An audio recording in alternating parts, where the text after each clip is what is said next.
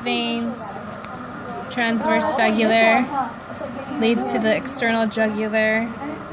Transverse scapular would be all the way in the back. And then we have the ventral thoracic, which goes to the pecs. Subscapular is not on ours. Brachiocephalic, which will branch into the subclavian. And then at the armpit is axillary. And then down over here would be the long thoracic. Superior vena cava. Internal mammary. Then the zygos is right here. And which will